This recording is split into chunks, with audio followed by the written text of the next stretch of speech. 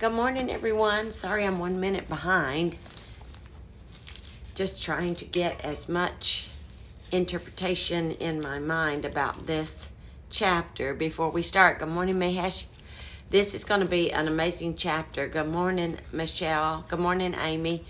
It's so nice to have you all join me this morning. Good morning, Mona. Wow, what a great chapter. Jennifer, nice to see you this morning. Marlo, don't forget, Jennifer, when you're driving the roads and praying, stop in and see my mama. Good morning, Pastor Kathy.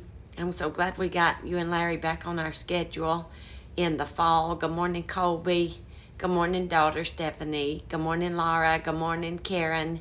Glad everyone's coming in. Michelle, how's your breathing and your voice? I heard you're singing so much better and got your voice back. Good morning, Sheila. We love you too, Laura. Nice to see everyone this morning. Wow, this is an amazing chapter.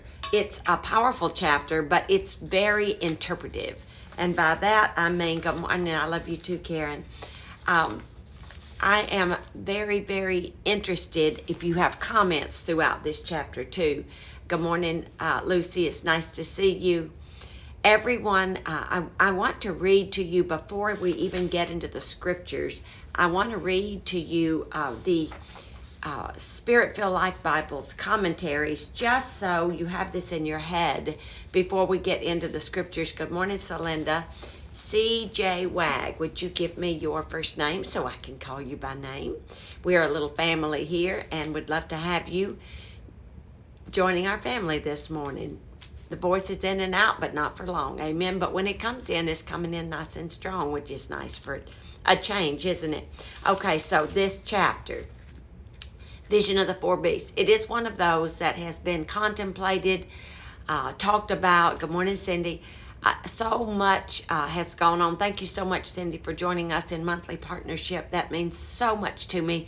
I almost cried yesterday, and I just was so thankful. And Harry and I laid hands on your monthly pledge to give to our ministry and help us, and started praying over you, as we already have in so many ways, but wanted to pray specifically for our divine covenant that we are in. And we go back on the road tomorrow, so I'll be on an airplane when this time comes. I probably won't be able to get to chapter 8 tomorrow, but we'll see. If I get to the hotel and everything is fine and it's not terribly late, you never know what I might try to do if I can find a good enough light. So, but I won't be back here at 9 a.m. for sure. So it may be a few days, but don't stop reading, don't stop studying, and do me a favor during that time that we are on the road. Please go back and watch other videos on our YouTube channel to keep our hours up, and share them, please, with everyone. Now, let's get into this. Good morning, Marlo. I'm not sure if I said that to you this morning. Vision of the Four Beasts. In the first year of Belshazzar, king of Babylon, Daniel had a dream and a vision of his head while on his bed. Then he wrote down the dream, telling the main facts. Now, that's how it starts. Now, we know that this is not the same time frame that we've been going on, because he says this is the first year of King Belshazzar, which means this is at least 10 years prior to chapter 5 and chapter 6. So let's look here at just some things that are said that I want to point out to you. This is about 550 BC, 10 years prior to chapters 5 and 6. 10 years chapter to the lion's den, 10 years chapter before the handwriting on the wall. God, who is Lord of international politics, makes a final intervention, which we studied in the last few chapters of Isaiah, and I wanted to point that out to you. Remember when we studied the setup of, good morning, Vanessa, good morning, Jasmine, I believe that's Jew Cole is probably Jasmine Coleman, is that right? Good morning, Sophia. So here we went back. If you go back and watch the last few chapters of Isaiah, you will see where we studied the 1,000-year reign, the millennium time frame, where Jesus comes back, his final appearing, and we come back with him if we've been raptured. And the saints that have died ahead of us will come back with him. We'll all be coming back riding on horses through the air, and he will set up his 1,000-year reign. And those who survive the 7 years of tribulation, they will also be rewarded at that time. And the devil and all of his demons will be thrown into the lake of fire. Remember us studying all of that in Isaiah? You can go back and watch and catch up on that. Please do that over the next few days. Now, here, he has a dream and a vision, and we'll read it. And he saw 3 successive kingdoms. Now, there's more than one interpretation of this, and so I'm going to try my best to give you what others have said, others who are much more intelligent than I, others who have studied many more years on these chapters than I, and so I would be remiss just to tell you exactly what I think without telling you what others have interpreted in the past. And we see the lion, which some think represent Babylon, the kingdom of Babylon, the bear, which some think represents the Media or the Medo-Persian kingdom, which would have been the book of Esther with the reign of King Xerxes. That would have been the time frame there. Thank you, Tammy, for joining us. Thank you, Lisa, for joining us this morning. And then the leopard, which would have been the Persian or the Greece reign of a kingdom. And that could have been the time frame of Alexander the Great. Now let's see what this says below here. It says, although the details of Daniel's dream are at times difficult to interpret, the main emphasis is clear. History will continue to be filled with turmoil. We need to just understand that.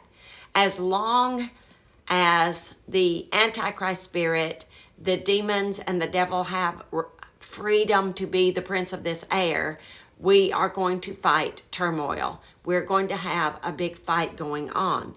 Yet God, who is the Lord of international politics, will still be involved until he makes a final intervention. Furthermore, his faithful shall continue to survive during and at times be delivered from pressure. I wanted you to hear that. Good morning, Ashley. Thanks for joining us. And I'm not sure who's CABISTEMOUNIR. Tell me what your first name is. I'm not even sure how to say what's written there.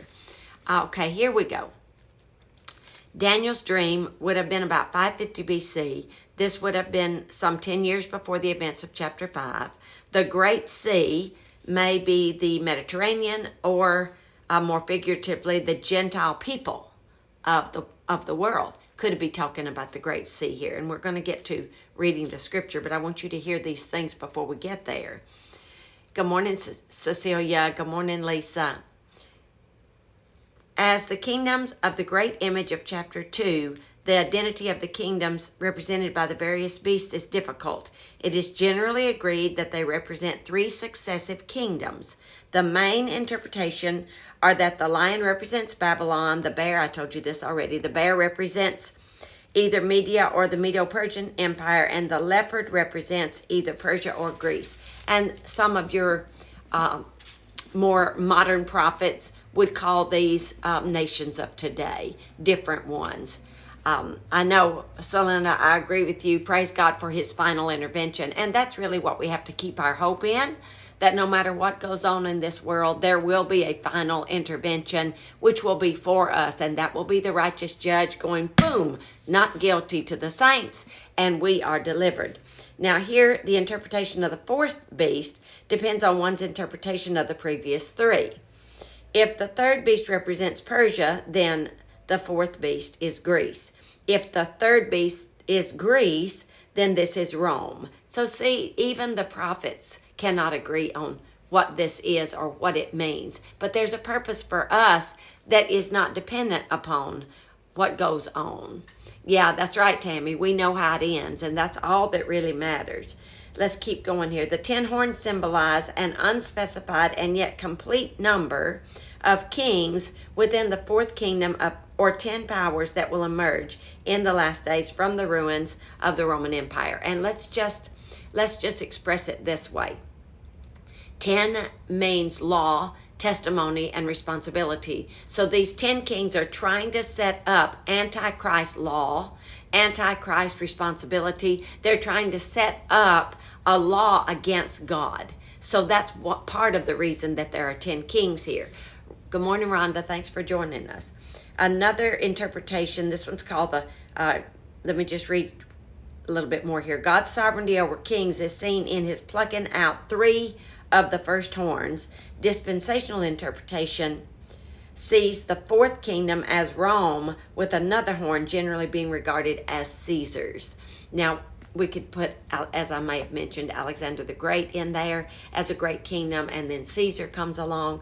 Now, the classical interpretation sees the 4th kingdom and another horn as representing Greece and the Antiochus Epiphanes. All of a sudden I lost how to say that. In either case, this little one clearly embodies the Antichrist spirit and becomes an archetype of the Antichrist of the book of Revelation.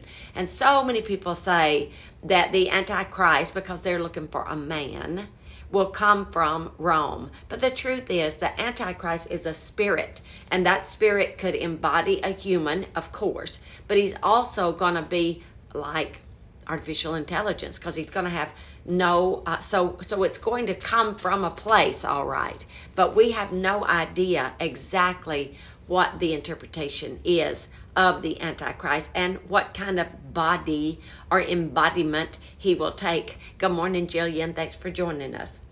So in the verse 9 and 10, the Ancient of Days is God, indicating his eternality. His throne overrules all other thrones, and then it proceeds the fire of judgment, which we have already studied through Isaiah. Good morning, Terry. Good morning, Dana. Thanks for joining us.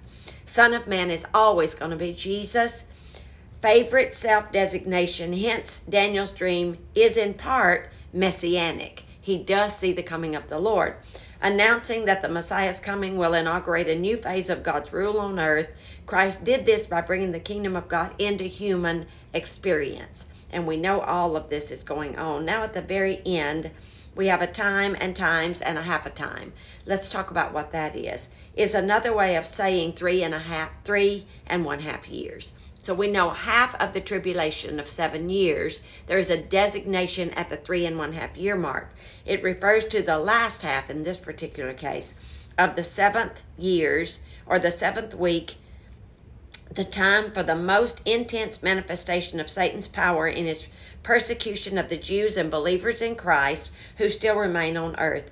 This reference gives strong evidence that the last half of Daniel's 7th week, and the weeks represent years here, refers to the Great Tribulation. Okay, now you've got all of that going on.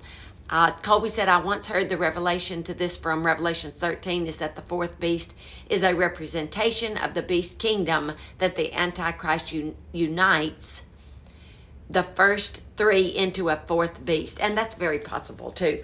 And the truth is, as Celinda, maybe, I believe it was Celinda that said, the bottom line is we're going to win no matter what, and it's our responsibility to make sure that we're ready to be raptured when Jesus comes, so that we can be kept from the harm that's coming upon the whole earth. If you've not been listening to my teaching on Revelation in chapter 3, there is one group in the church, just one group, that is promised to be kept from the hour of trial that is coming upon the whole earth, which is going to be the 7 years of tribulation.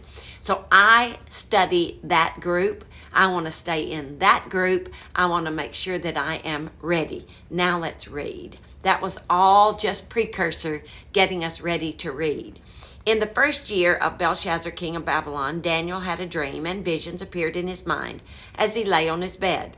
Then he wrote the dream down and related a summary of it. And now you know why I'm always telling you, when you have a dream, when you have a vision, write it down. Because you see more when you slow it down to your penmanship or to your typewriter or your computer. You slow it down and you're going to see more. Good morning, Sassy Pants. Good morning, Miss Kim. Thanks for joining us. In this time he wrote it down. Daniel said, I saw in my vision by night, and behold, the four winds of heaven were stirring up the great sea, the nations. The great sea represents all the nations, and the four winds represents the earth. It calls the four winds of heaven, but it's the north, the south, the east, and the west. And anytime you see four, it's always going to be talking about the earth and an earth experience only. Good morning, Savannah. Thanks for joining us. And four great beasts, each different from the other, were coming up out of the sea in succession. So these kingdoms are arising from the earth, because the sea represents the earth and it represents nations. So now we know, when we are reading about these kingdoms, that they're going to represent normal, natural, earthly nations.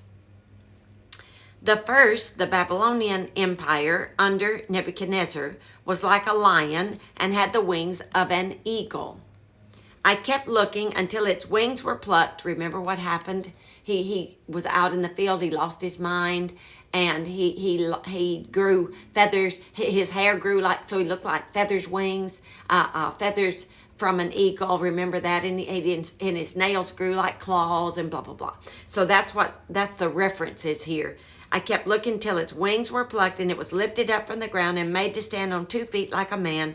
A human mind was given to it. Now, this is not just talking about Nebuchadnezzar, but he's talking about the spirit of the nation. Is the spirit of the nation good, or is it evil? Is the spirit of the nation, the spirit of Israel is good. The spirit of America was good, and we need to make sure that it stays good or returns to good. For right now, good is being called evil, and evil is being called good. So we need to make sure that we are being very careful. Jillian says, I've been seeing 44 and 444 daily. That's earth, earth, earth, earth. He's talking about things that are going on in the earth. This is a very important number for us, so that we understand this is not a heaven thing here. This is an earth thing. It's coming up out of the earth. And behold, verse 5, another beast, a second one, the Medo-Persian Empire, was like a bear, and it was raised up on one side, or one domain, and 3 ribs were in its mouth between its teeth, and it was told, arise, devour much meat. Now we know 3 always represents the bride. So notice that it has 3 ribs, and rib is the sign of Eve from Adam. So here we have 3 ribs, the Eve of the bride side being devoured. So this kingdom, this nation that arises, that is the bear, tries and has tried to devour the bride within the earth.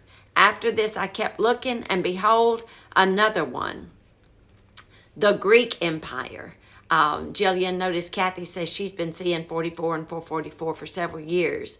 And when she sees it, she stops and prays. And that's our responsibility as watchmen on the wall.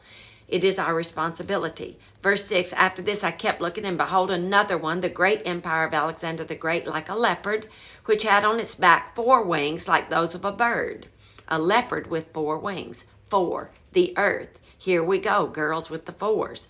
The beast also had 4 heads.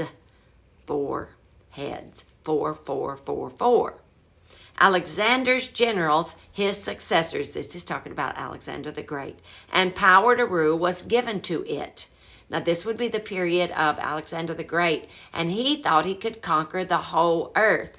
After this, I kept looking in the night visions, and behold, I saw, do you notice he said, I kept looking? Now he's already writing it down, but he's still seeing it. That's why when we start writing things down, we will continue to see even details that we did not remember in the beginning. We will remember things that we got by the Spirit. The revelation comes, boom, and you can get it in seconds, but it may take you years. Literally years, to slow it down enough to see it all. So Daniel kept looking into the vision as he was writing, you see. So now he's seeing into the 4th kingdom, the 4th vision of the night. And behold, I saw a 4th beast, the Roman Empire, terrible and extremely strong. Now, some people think this is the Roman Catholic Church. I'm not talking about the Catholic Church. I'm talking about the power of it. Would never, ever, there are amazing godly people in the Catholic Church. There are amazing godly people in leadership in the Catholic Church. So don't get me wrong when I say, because it's calling out the Roman Empire. It is many people, I did not say me, many people think that this is the establishment of the Roman Catholic Church. Terrible and extremely strong, and it had huge iron teeth. Now, I personally do not believe this, but I am just trying to give you all the interpretations that others have said. And then there are those who are very firm on this point. Good morning, Tiffany. Thanks for joining us. It devoured and crushed and trampled down what was left with its feet. It was different from all the beasts that came before it, and it had 10 horns. I personally believe that this is the setup of the Antichrist spirit upon the earth. And of course, 10 represents law, testimony, and responsibility. And it is the third circle in tones of the throne room lining up with the bride. So, while I was considering the horns, behold, there came up among them another horn, which would have been 11, a little one. And 3 of the first horns were pulled up by the roots before it. So then one little horn came up, and 3 of the 10 kingdoms were pulled up by the roots before it. And behold, in this horn were eyes like the eyes of a man, and a mouth boasting of great things. Verse 9. Now let's just see what the commentary says here about verse 8. The Antichrist. That's simple what it says. The Antichrist. Wow. All of that about the little horn and the 3 horns being pulled up. 3, trying to represent a godless bride or an anti-bride. What does that mean to you? Do you grab that with your spirit? The Antichrist is going to have an anti-bride. Just like the Christ has a bride, the Antichrist will have a anti-bride. The Ancient of Days reigns. I kept looking until thrones were set up, and the Ancient of Days, God, took his seat. His garment was white as snow, and the hair of his head like pure wool. Now he's talking about himself as righteous judge now. He's sitting on the throne. He's sitting in the court of heaven. Good morning, Crystal. Thanks for joining us. His throne was flames of fire. Its wheels were a burning fire. Now remember what Ezekiel saw. Remember what John saw in Revelation chapter 4. Remember what Ezekiel saw in chapters 1 and chapters 10. His throne was flames of fire. Its wheels were a burning fire. A river of fire was flowing and coming out from before him. 1,000 thousands were attending him, and 10,000 times 10,000 were standing before him. And if you ever wonder why those are the numbers used in the ancient Hebrew language, that was the largest number that there was. So they took the largest number and then they times it by itself to mean infinite. And 10,000s times 10,000s, infinite number, were standing before him. The court was seated and the books were opened. We are talking about Judgment Day. This is the Judgment Day. God takes his seat as righteous judge. Everyone is brought before him and the books are opened. And your book is in that group. And my book is in that group, and you're not making any comments. Are you listening or afraid to comment or just going, wow? Just let me know you're there so I'll make sure my connection's not lost. Good morning, Jessica. We're on verse 11. Then I kept looking because of the sound of the great and boastful words which the horn was speaking. I kept looking until the beast was slain and its body destroyed and given to be burned with fire. Now this is what happens at the end of the 1,000-year reign. There you go. Thank you. I just wanted to make sure you all are there. I don't trust technology that much. Thank you.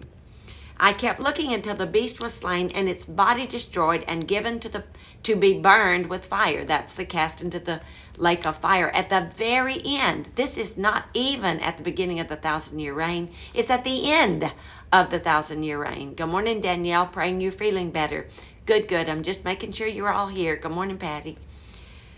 As for the rest, verse 12, of the beasts, their power was taken away, yet their lives were prolonged, for the length of their lives was fixed for a predetermined time.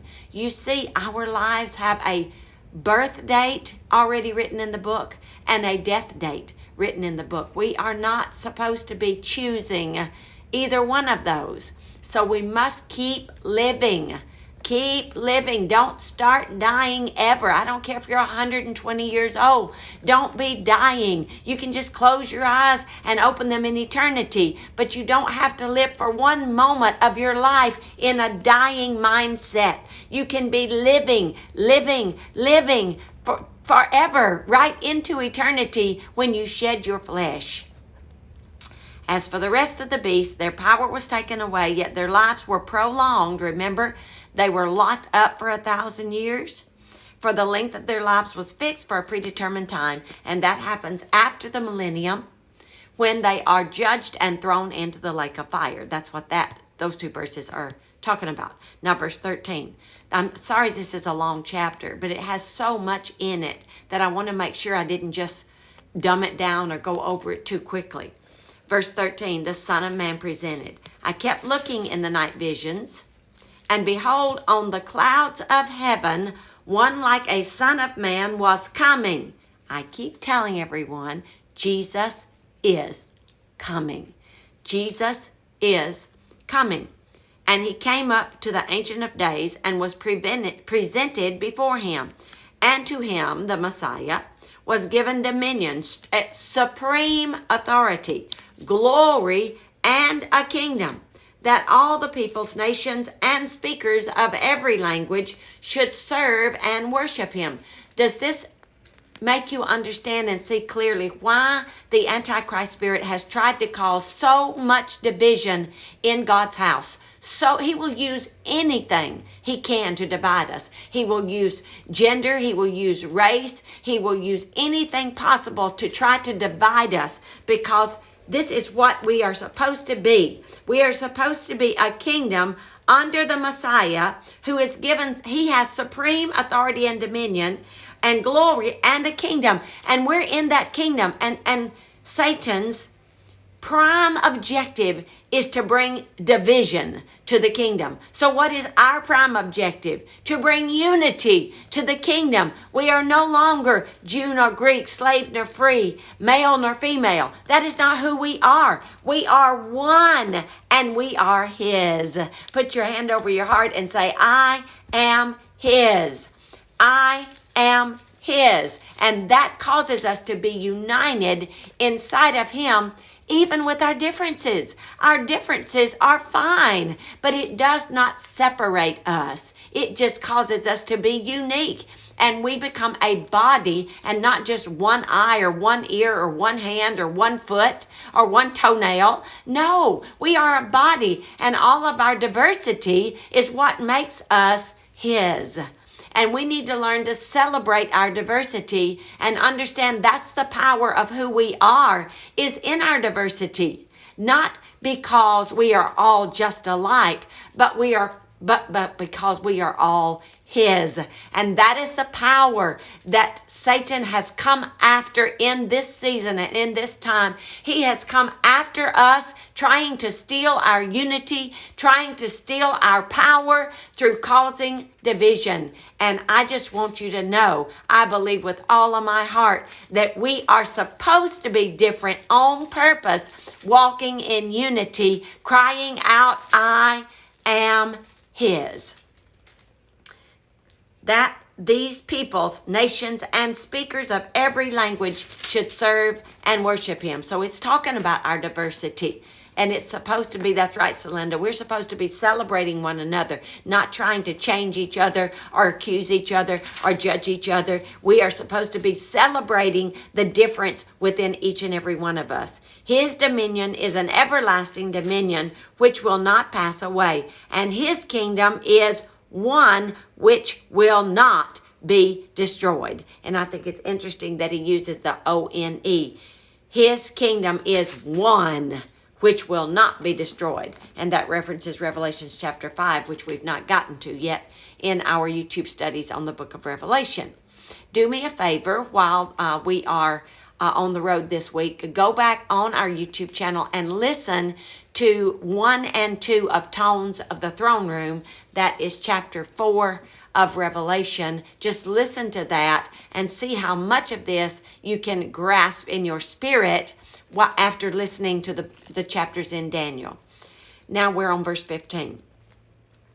As for me, this is the vision interpreted. Daniel, my spirit was distressed and anxious within me, and the visions that appeared in my mind kept alarming and kept agitating me. In other words, he could not find peace until he found some answers to the vision. So he was meditating on it day and night. He was mulling it over. He was taking it before the throne. He was asking the Lord to give him the answers that he's looking for. And that's right, Marlo. We are to pray for the Lord to expose the darkness so the light can be seen greater in Jesus' name. And that's why during these coming months of elections, we must make sure that we are the ones walking in unity. And that has nothing to do with how you vote. That has everything to do with your attitude and your heart and your action. And you stay before his throne and his face and keep running to the secret place, because he will tell us who we're supposed to vote for. It is not about a person telling us what we're supposed to do, but we are to be led by the Spirit of God and do what he tells us to do. And that's all that matters ever. We just listen to him and we obey him, and don't get all jacked up or caught up into what the world is saying. For the world's voices cannot necessarily be trusted, but his sound, his voice, the leading of his Spirit, we can always trust that. He will never lead us astray. He will never lead us into temptation to do wrong. He will always lead us away from temptation to do and ask us and call us and help us to do right. Daniel said, I approached one of those who stood by and began asking him the exact meaning of all this. So he told me and explained to me the interpretation of the things. And he's talking about the angelic forces that he saw in his visions. These 4 great beasts were 4 kings. Let me just make sure I did not give you wrong interpretation there. No, that's right. I approached one of those who stood by and began asking him the exact same things. He told me and explained to me the interpretation of these things. These 4 great beasts are 4 kings who will arise from the earth. But the saints, the believers of the Most High, God, will receive the kingdom and possess the kingdom forever and all ages to come. And so that's what we should be meditating on. That's what we should be noticing. Do you notice how he said, how quickly he said these 4 beasts are going to come up and they're going to arise as kings on the earth. But he said, the saints, the Most High God, will receive the kingdom and possess the kingdom forever. In other words, keep your eyes on the ball. Keep your eyes on the end result. Keep your eyes on the end game. God is moving us toward the end game, and the end game is that Jesus will come and set up his kingdom for 1,000 years, and then the kingdom will be completed, finished for eternity. He will bring us all before him, that sea of people that he mentions earlier, and the judgment day will come forth, and the righteous judge will sit on his throne, and every person will be judged, and every demon and every darkness and every evil force and Satan himself will be thrown into the lake of fire forever and ever. And that's the end game. And so the interpretation from this angelic force reminds him in 2 verses. Yes, these 4 kingdoms are going to come. Absolutely. They are going to come. And they're going to be 4 kings who arise from the earth. And then it will all be over, and the righteous judge will bring judgment, and we will reign forever and ever, because he will reign forever and ever. Now, verse 19. Then I wish to know the exact meaning of the 4th beast, which was different from all the others, extremely dreadful, with teeth of iron and claws of bronze, which devoured, crushed, and trampled down what was left with its feet.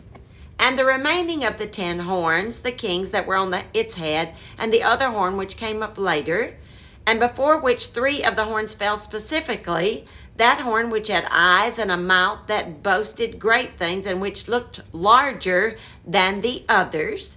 As I kept looking, that horn was making war with the saints. Now we're talking about the tribulation period. The believers, and he was overpowering them until the Ancient of Days came and judgment was passed in favor of the saints. This is talking about the tribulation period, and then Jesus comes. We see him coming. This is the one time we see him coming. Now, the rapture itself, we will not see him. The world will not see him. He will come like a thief in the night, and he will snatch away his bride.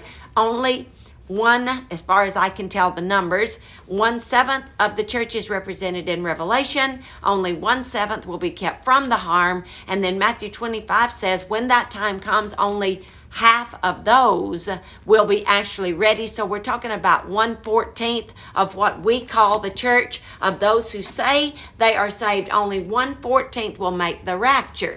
Now that's just numbers, because that's the numbers that I love numbers.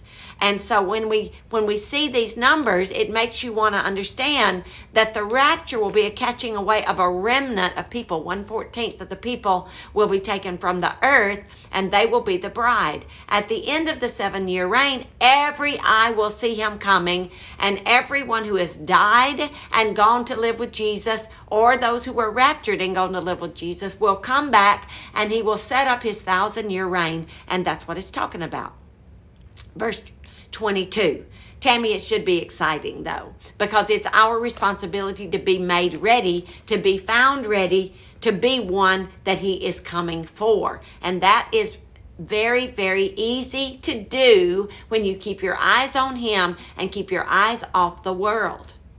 Until the Ancient of Days came and judgment was passed in favor of the saints of the Most High God, and the time arrived when the saints believers took possession of the kingdom. That's the 1,000-year reign. Thus the angel said, the 4th beast shall be a 4th kingdom on earth. Remember, it's on earth, which will be different from all other kingdoms, and will devour the whole earth and tread it down and crush it. That's right, Tammy. Just keep your eyes on him. Just keep your eyes on him. Keep dancing with the king. Keep dancing with the king. Thus the angel said, the 4th beast shall be a 4th kingdom on earth, which will be different from all other kingdoms, and will devour the whole earth and tread it down and crush it.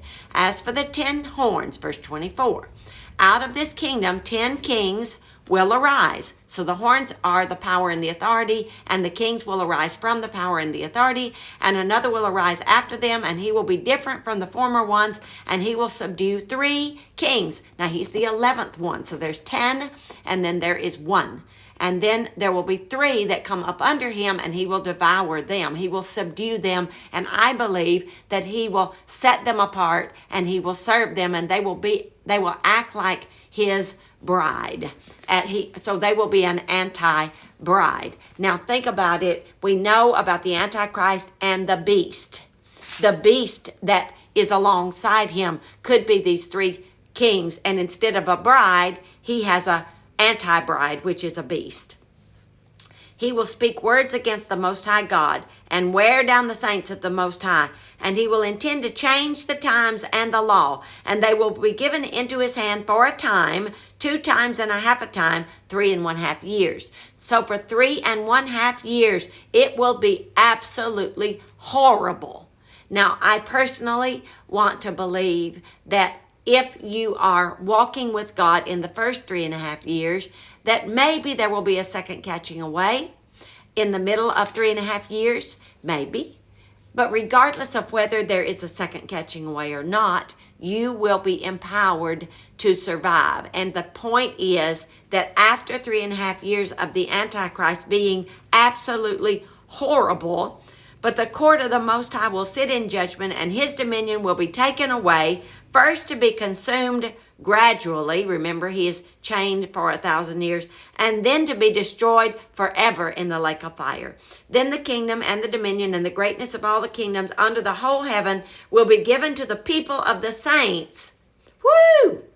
The believers of the Most High. His kingdom will be an everlasting kingdom, and all the dominions will serve and obey him. This is the end of the matter. As for me, Daniel, my waking thoughts were extremely troubling. See, I understand, Tammy. It really troubled Daniel too. Wow, did it ever. And it should trouble us for those who are not ready, and even a constant checking of ourselves. Are we ready? As for me, Daniel, my waking thoughts were extremely troubling and alarming, and my face grew pale. So not while he was having the vision, but the more he thought about it, the more troubled he became. And that's what happens when we are here on the earth and we're thinking of these things that we know are going to happen. They bring trouble to our little natural hearts because we're like, wow, I'm going to stay ready. But what about those who aren't? That's very troubling and alarming, and his face grew pale, but I kept the matter of the vision and the angel's explanation to myself. He didn't share it because there's a time to tell things. There's a time to speak, and there's a time to not speak. And so I just want to encourage you all to not be discouraged by these chapters, but to be encouraged by them. For these are not things that may happen. These are things that will happen. They are going to happen, and we want to be found ready. And that's a big one to contemplate on, to think about, and to meditate on. Please go to our YouTube channel. I'll load it up as quickly as I can and watch it over and over and over, and study it and run references and look up the different commentaries to see, do you agree? Do you have different thoughts on it? Is there something that maybe, I know there's lots of things I missed. Is there something the Spirit of the Lord shows you that you need to see in this time? So don't be dismayed. Don't be afraid to keep looking and listening. This is one of those very, very deep chapters that's very hard to grasp in just one listening. So just keep working on it. And as soon as I can, and I just don't want to tell you when because I don't know. So I cannot say what I don't know. I will be back and we will begin again with chapter 8. So just try to stay right here faithful with me, and then also make sure you're checking our YouTube and watching the videos that are already there. I will do my very best to make sure that all are covered. We will be here on our YouTube channel Monday nights at 6 o'clock West Coast time for Marriage Mondays. We will be doing prayer tonight at 6 o'clock as we do every Thursday evening to pray. So please join us. That's also on our live YouTube channel. I really need you all to be with us. It helps us. It helps me tremendously even to see those in the comments who, in case I missed a prayer request, some of you comment on it, and that makes me go back and look for it again. Or maybe you're praying for them in the comments. All of that helps. Thanks, Tammy. I'm glad you like the Marriage Mondays. We are so enjoying doing them. I love you all. I appreciate you with all of my heart. Thank you for staying faithful with us in partnership and your orders. Thank you for staying faithful with me with these Bible studies. And even though these are very deep, and we'll only have the remnant who stays with us on these because they are so deep. But aren't you thankful that we did Isaiah first? For Isaiah is helping understand Daniel in a much deeper, greater way. So you could go back and watch the final 5 Isaiah chapters, and I think it'll make so much sense. Thank you, Sheila, for praying for our family as we travel, as we put on our masks and we get on the planes tomorrow, and we'll be traveling and ministering in 3 different states. So I would imagine that you can watch Sunday morning. I know their services are live, and then the following Sunday in South Bend, Indiana, at Christian Center, you can watch those live too. So This coming Sunday is Ascent Church in Westlake, Ohio on Crocker Road. And I'm sure you can see that and on Sunday morning. And then the following Sunday will be with it's the old Lester Summerall Church in South Bend, Indiana, with Pastor Mark and Crystal Lance. And this coming weekend in Ohio, we will be with the Andres. And so I'm looking forward to seeing all of you as I join you back soon. You're very precious to me. Thank you for staying with us.